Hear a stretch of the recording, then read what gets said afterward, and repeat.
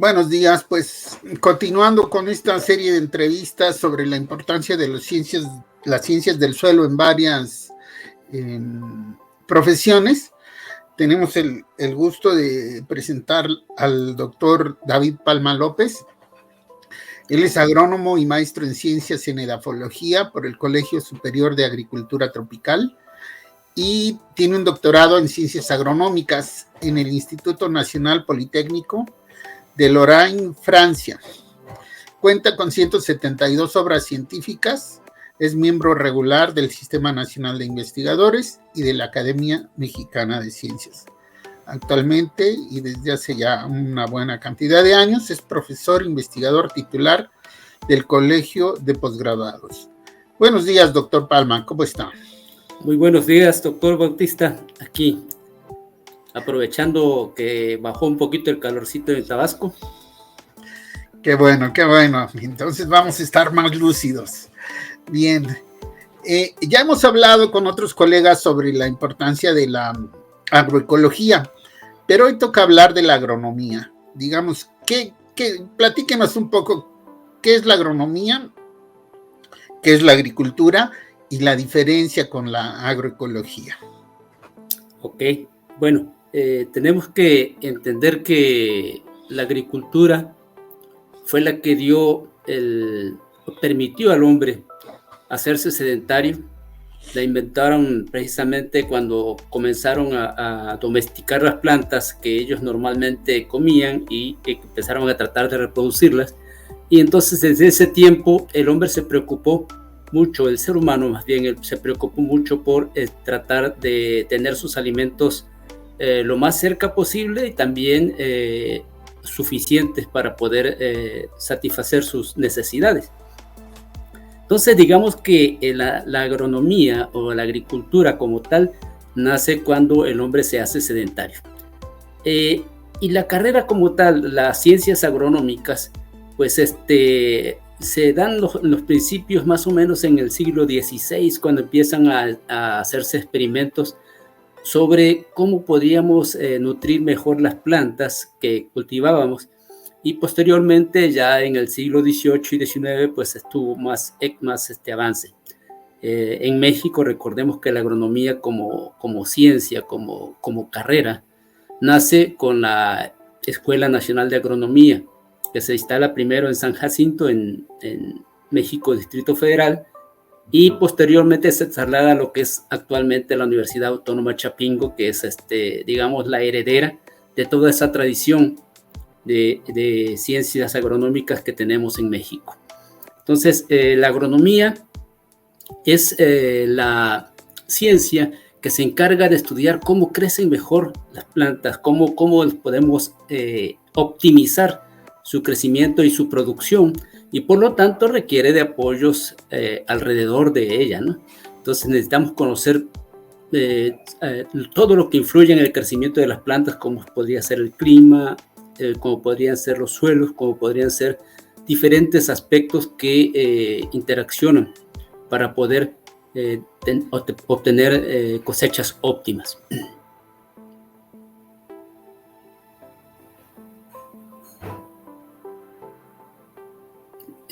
Creo que tienes apagado el micrófono, ¿no se escucha?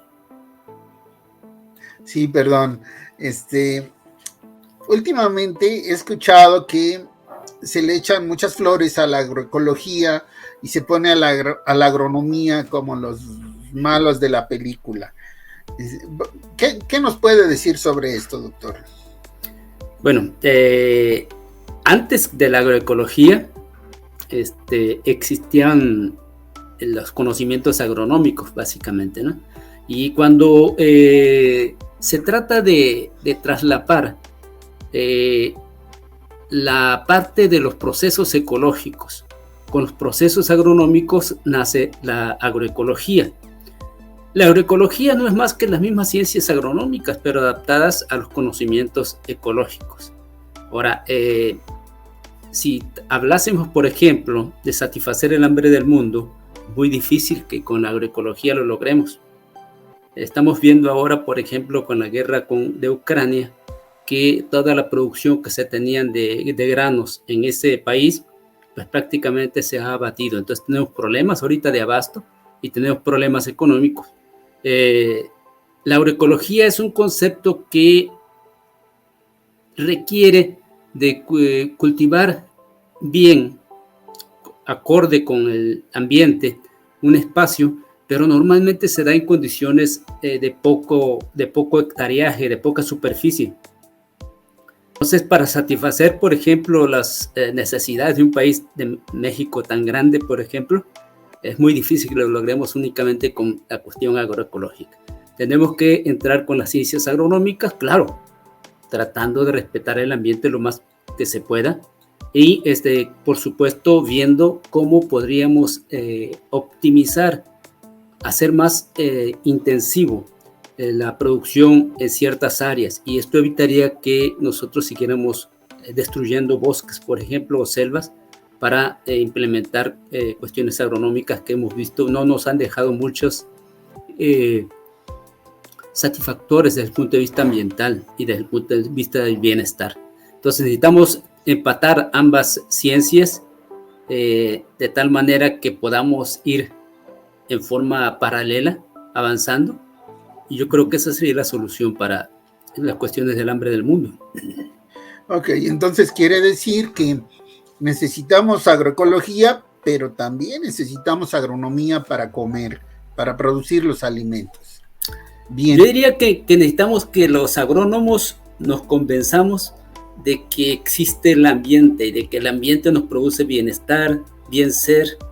Entonces, si nosotros logramos conceptualizar eso y no únicamente dedicarnos a explotar la tierra como lo hemos estado haciendo en el siglo pasado y este siglo, podríamos llegar a entender los conceptos agroecológicos. Y esa manera de entender los conceptos agroecológicos nos permitiría ser más respetuosos del medio ambiente y al mismo tiempo tratar de satisfacer las necesidades del ser humano. Claro, porque bueno, también otros de los villanos favoritos de los que trabajamos en el ambiente son los fertilizantes y los plaguicidas. Y bueno, estos no son sujetos, estos son objetos que usa el sujeto que se llama ingeniero agrónomo. Entonces, ¿qué nos puede decir sobre esto? Es muy interesante esa pregunta. Yo, cuando terminé la maestría y comencé a laborar como investigador, me preguntaba yo precisamente si algún día podríamos usar los fertilizantes, por ejemplo, optimizar las producciones, pero al mismo tiempo ser respetuosos con el ambiente. Y fíjate que yendo a mi doctorado precisamente en el Instituto Nacional Politécnico de La Lorraine, encontré a varios profesores que se dedicaban a lo que ellos le llaman la fertilización razonada. ¿De qué se trata esto? Pues es sencillo, sí. Se trata de ver qué es lo que tenemos en el suelo en cuanto a nutrientes de las plantas, por ejemplo, nitrógeno, fósforo, potasio, u otros micronutrientes y mesonutrientes, y tratar de hacer un balance entre lo que requiere la planta que queremos cultivar y únicamente agregar lo que la planta va a utilizar para poder crecer y optimizar su rendimiento. Entonces, no tirar el fertilizante como se había estado haciendo, por ejemplo, en las rutinas que nos daban los institutos de investigación nacional, por ejemplo, en los cuales te daban una receta para el maíz. Vas a sembrar maíz, pone 80 de nitrógeno, 40 de fósforo y 0 de potasio. En donde sea, donde vayas a hacerlo, ya sea en Sonora, sea aquí en Tabasco, sea donde sea. Entonces, llegaba uno a extremos en que en algunas partes les hacía falta los fertilizantes y en otras partes les sobraba. ¿Y qué pasa con el fertilizante que sobra? Pues normalmente, si es nitrógeno, va a ir a los mantos freáticos a causar problemas toxicológicos, o bien se va a evaporar, vas a perder dinero, y si es fósforo va a ser lo mismo. Entonces tienes que poner la cantidad adecuada de fertilizante. Entonces esta idea del concepto de fertilización razonada, que fue la que desarrollé para mi tesis de doctorado, la continuamos haciendo acá en Campus Tabasco.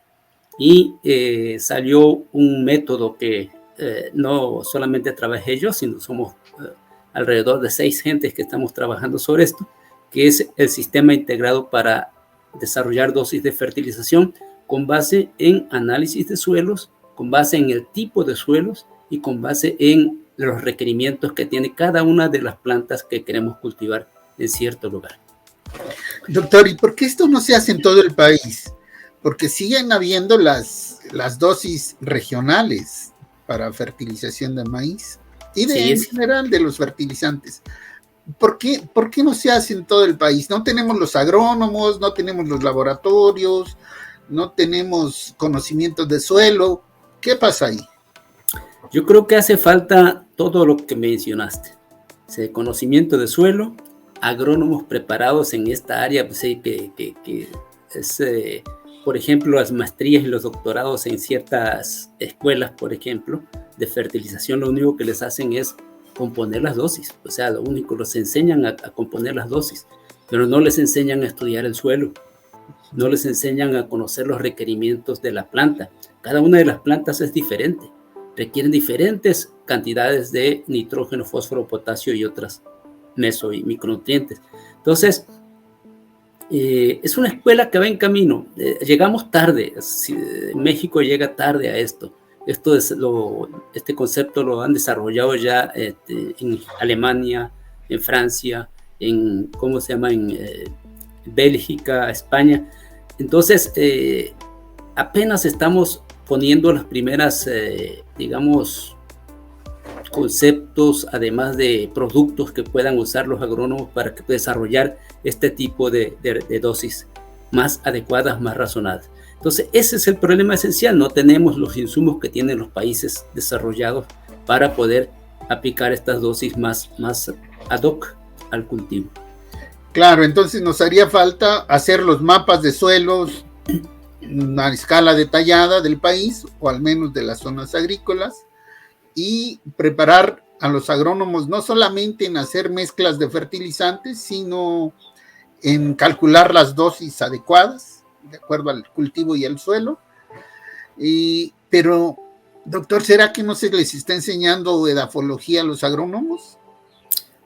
Algo hay de eso. Yo creo que el concepto, sobre todo los que se dedican a la parte edafológica, es lo raro, ¿no? Y si ahí encuentras edafólogos que realmente, como se comentan, no han descrito un perfil, por ejemplo. No saben qué es el suelo, no saben qué son los horizontes, únicamente se concretan a la capa arable. La capa arable le analizan qué es lo que tiene, y con eso pretenden conocer ya todo lo que puede, ser productivo un suelo, cuando sabemos que mucho de la producción, de la producción que pueda dar o ofrecer un suelo, nace precisamente del subsuelo. Entonces, falta un conocimiento más integral. Eso es lo que predica también la agroecología, que veamos todo como un sistema. Es decir, se trata de salir de la caja oscura del sistema experimental que teníamos en el siglo pasado. Le pongo 80 de nitrógeno y salen 120 toneladas de maíz, a pasar a la caja blanca, ¿no? En donde si yo le pongo 80 kilogramos de nitrógeno, ¿qué es lo que pasa en el suelo? ¿Hacia dónde va ese nitrógeno? ¿En qué momento lo capta la planta? Y esto te va a permitir, por ejemplo, deducir si tienes que dosificar el nitrógeno en 2, 3 o 4 aportaciones. Claro, incrementa los costos, pero también incrementa el aprovechamiento del fertilizante. Y ahorita que en los tiempos que estamos, donde el fertilizante realmente está a niveles prohibitivos, vale la pena intentarlo, vale la pena tratar de aprovechar al máximo. En las mejores condiciones, por ejemplo, donde estaba trabajando en la Alsacia, por ejemplo, han logrado aprovechar el nitrógeno hasta en un 90%. Quiere decir, de cada 100 kilos que yo le aporto, 90 kilos los recibe o los utiliza la planta para su crecimiento. El 10% se pierde. Pero en México, por ejemplo, tenemos niveles de utilización del nitrógeno que no llegan ni al 30%. Es decir, de 100 kilos que le aportamos, 70 kilos estamos, ya sea que se están yendo a contaminar los acuíferos, o bien se están perdiendo volatilizados. Entonces tenemos que ser más exhaustivos en ese estudio de qué es lo que pasa dentro del suelo cuando uno aporta cierto fertilizante. Y eso mismo nos va a conducir a que tengamos formas de ser más respetuosos con el ambiente, formas de ser más, digamos, útiles para que la planta crezca en mejores condiciones, produzca lo mejor. Y eso yo creo que al final de cuentas va a venir en una solución para el agricultor, pero también un beneficio para el ser humano. Claro, entonces podemos decir que los fertilizantes no son los malos de la película, sino los que los usamos. O sea, los agrónomos y los agricultores. Exacto, que la agronomía, que es una profesión noble y científica, cuando no lo hacemos bien, pues es una actividad de recetas, ¿no? Sí. Recetas sin pensar. Pero lo mismo pasa con los tractores, que los usamos sin conocimiento, sin analizar si el suelo lo requiere o no, o con qué intensidad. Y bueno, ni decir de las plagas, de las fumigaciones. Sí, de los pesticidas. A veces usados indiscriminadamente. Me ha tocado ver que, por ejemplo, a la aparición de algún insecto a niveles no de umbral, o sea, todo esto tiene su ciencia, ¿no? O sea, el insecto para que se convierta en plaga tiene que llegar a un cierto umbral. Y agricultores o agrónomos que notan que aparece el primer insecto empiezan a aplicar, en este caso, pesticida. O sea, y eso conduce a que contamines todo. No nada más vas a afectar al insecto al que estás tratando de controlar, sino que vas a controlar la fauna que está alrededor del árbol o de la planta que estás tratando de cuidar. Y entonces eso trae como consecuencia que al final de cuentas todos los beneficios que podrían haber de fauna que no es nociva, lo pierdas. Entonces hay que también en esas cuestiones de las pestes, hay que ser muy cuidadosos, hay que ver los umbrales, hay que ver si realmente le está causando un daño económico a la planta o si es únicamente la presencia de un depredador que está ahí, pero que no, los niveles que tiene, ya sea de población o la intensidad del daño, no es tan fuerte como para que se necesite una aplicación de pesticida. Claro, porque decimos que no afecte el ambiente, pero finalmente puede llegar a afectar la salud humana.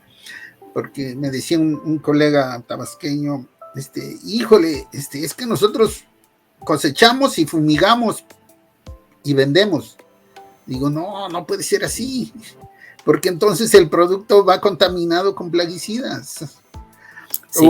O el caso de los jitomatotes grandotes rojos, que son bombas de nitrógeno, de nitratos, ¿no? Que pues será muy bonito, pero no es sano comer ese tipo de productos, ¿no? Entonces, sí hay que pensar en el ambiente, pero también en el consumidor, en los humanos que consumen. El bienestar. Exacto. Entonces, por ahí una vez escuché que decían, cultivos sanos, alimentos sanos, medio ambiente sano, salud humana sana. Muy bien. Ese es el lema precisamente del Día Mundial del Suelo, ¿no? Suelos sanos para una vida sana. Exactamente. Una pregunta un poco complicada, digamos, de contestar. Es verdad que hay posgrados en edafología donde el edafólogo que estudia las ciencias del suelo no se le enseña a describir un perfil de suelos.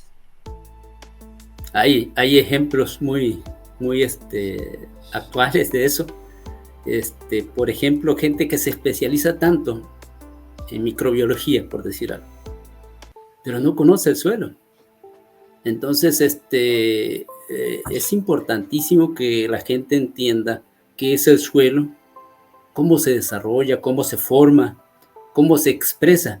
cómo podemos, cómo la misma naturaleza nos ha dado las herramientas para poder interpretar cuál ha sido la historia y el devenir del suelo.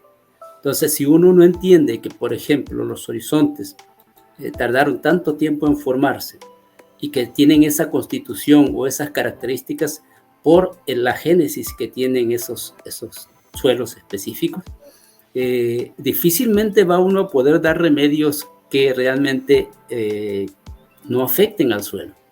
Entonces vas a tratar de, por ejemplo, controlar o manipular, en este caso, como te comentaba, los microbios, pero puedes provocar otros desajustes en el suelo. Y eso, al final de cuentas, la forma en que se va a expresar, la forma natural en que se va a expresar va a ser un problema nutrimental en la planta y, al final de cuentas, pues en el bolsillo del productor, ¿no? Entonces, sí hay ese tipo de especialistas, edafólogos, pero que realmente no tienen el concepto general de lo que es el suelo. Lo mismo también hay agrónomos he conocido agrónomos que no han llevado cursos de edafología. Entonces, pues, ¿cómo entonces quieren dar recetas de fertilización o recetas para poder controlar cierta erosión, por ejemplo, si no conoces qué es lo que está pasando con tu suelo? Entonces, es absolutamente necesario que se tengan estos conocimientos. Sí, es una situación grave. Todos los agrónomos, cuando menos, deberían de llevar unas 3 o 4 materias de ciencias del suelo y nos iría mejor en todos los aspectos de salud humana, ambiental y de cultivos. Bien. Incluso, doctor, en el concepto europeo de la edafología, que allá le llaman pedología, es eso precisamente, es el concepto europeo, es conoce primero lo que vas a manipular. Una vez que lo conozcas, manipúlalo. Sí, porque tenemos, hay ejemplos muy conocidos de zonas del mar con vida cero.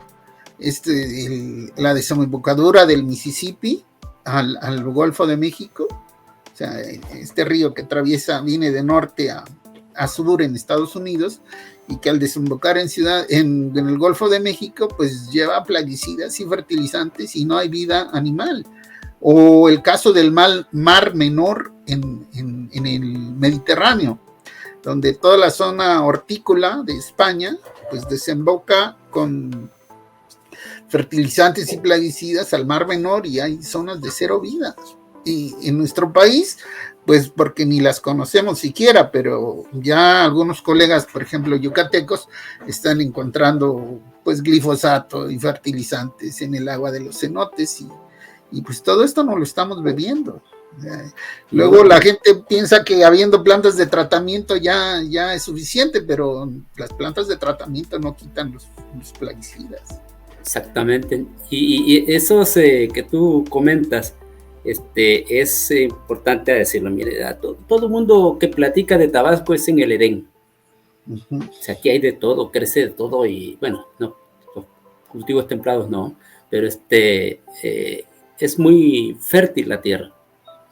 Pero también con el mal uso que hemos hecho de los terrenos, del ambiente, más o menos en los estudios que comenzaron a hacer en el 2002, 2003, sobre la degradación que existía en los ambientes, en el suelo, básicamente, han encontrado problemas fuertes precisamente de contaminación de las aguas. Tenemos mucha agua, pero muy poca agua de calidad. Entonces tenemos problemas ahí que latentes, incluso se han visto aumentados ciertos niveles de enfermedades en seres humanos, sobre todo en niños, que habría que estudiar si no están ligadas con esos consumo de agua que ya está contaminada. No es nada más el petróleo, porque todo el mundo dice, no, pues el petróleo contamina todo, ¿no? Es también los fertilizantes, los glifosatos, los pesticidas en general. Tenemos una zona platanera en Teapa, muy grande, que es fumigada casi cada semana con fungicidas. Entonces se han observado, sí, en avionetas, y se han observado ya niveles bastante altos, sobre todo en aguas más estancadas. Pero en el agua del río Teapa, que es el que llega hasta Villahermosa, también tiene niveles bastante altos. Entonces hay que ser muy cuidadosos. Y eso, como tú dices, no lo quitan las plantas depuradoras, ¿eh? No. No, me ha tocado muestrear suelos cuando por encima las avionetas nos están llenando de fertilizantes, no, de plaguicidas, que no le llegan solamente al plátano, sino a toda la humanidad que anda por ahí, ¿no? Sí, bien, a los trabajadores. Sí, un desastre, pues. Y no solamente caen en la parcela encima de donde va la avioneta, porque también el viento se la lleva y compartimos los plaguicidas con las casas de la gente que vive cerca. Bueno, pero eso es muy triste. Ahora le voy a pedir que por favor nos haga un mensaje para los jóvenes preparatorianos y los jóvenes agrónomos para que estudien este maravilloso mundo de las ciencias del suelo. Miren, les recomiendo que vean una serie que se reeditó hace poco, que es la serie Cosmos. Cuando el presentador nos comenta los problemas que se tienen de degradación en el mundo por vía contaminación, y se hace el mismo la pregunta, bueno, ¿podemos hacer algo para remediar esto?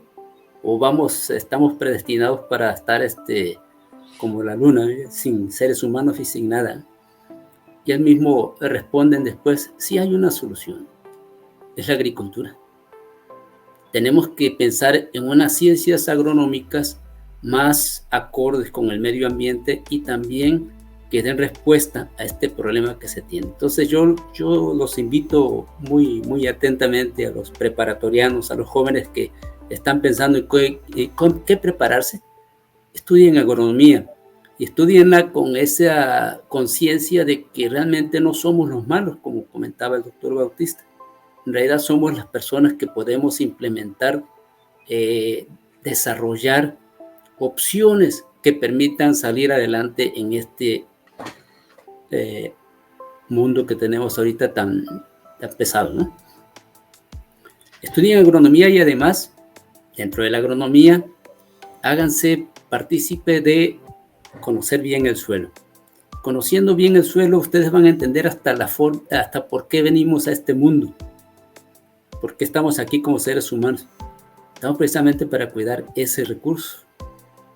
Tenemos que guardarlo para que las personas que vienen detrás de nosotros lo puedan utilizar, manipular y conservarlo.